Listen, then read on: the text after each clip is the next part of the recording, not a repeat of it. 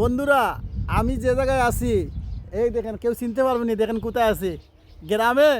এটা কোনো গ্রাম না, এটা হচ্ছে সৌদি আরবে আওরের মধ্যেখানে আছি, শুধু মরুভূমি, কোনো লোক নাই।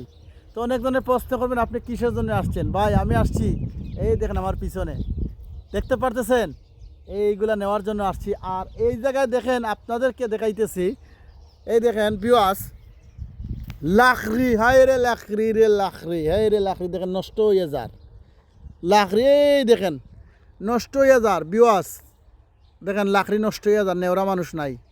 বাংলাদেশের মানুষেরা লাকড়ির জন্য ফাঁক করে খাইতে পারতেছে না, সৌদি আরবে দেখেন লাকড়ি নষ্ট হয়ে যার।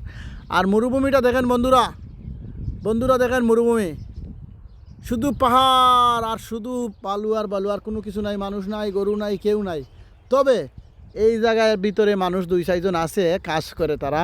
এখন দেখেন প্রবাসের মানুষ কত কষ্ট করতেছে, তারা বাজার দেখতেছে না, গাড়ি দেখতেছে না, মাছ মাংস কিছুই পাইতেছে না, শুধু মাসে একবার যায়, যে টুকটাক খরচ করে নিয়ে আসে।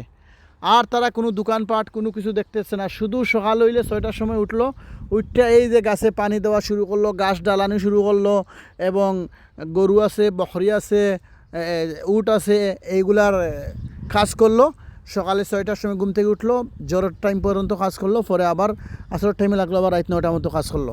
দেখতে পারতেছেন প্রবাসে বিদেশিরা কত কষ্ট করে, শুধু ফোন কইরেই বাংলাদেশ থেকে বলেন, হ্যালো বাবা, আইফোন লইতাম 16 Pro Max, হ্যালো ভাই R15 লইতাম মোটরসাইকেল।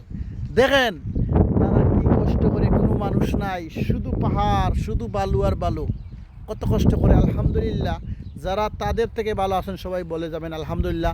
আর এই ভিডিও দেখে ভালো লাগলে একটু শেয়ার করে সবাইকে দেখার সুযোগ করে দিবেন। সরাসরি দেখাই দিলাম যে তারা কোথায় কাজ করে, দেখছেন, সরাসরি দেখাই দিলাম তারা কোথায় কাজ করে। কোনো গাড়ি নাই, মানুষ নাই, ঘর নাই, দুয়ার নাই, শুধু বালু আর বালু।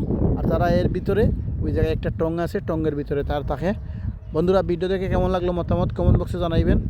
ধন্যবাদ আপনাদেরকে।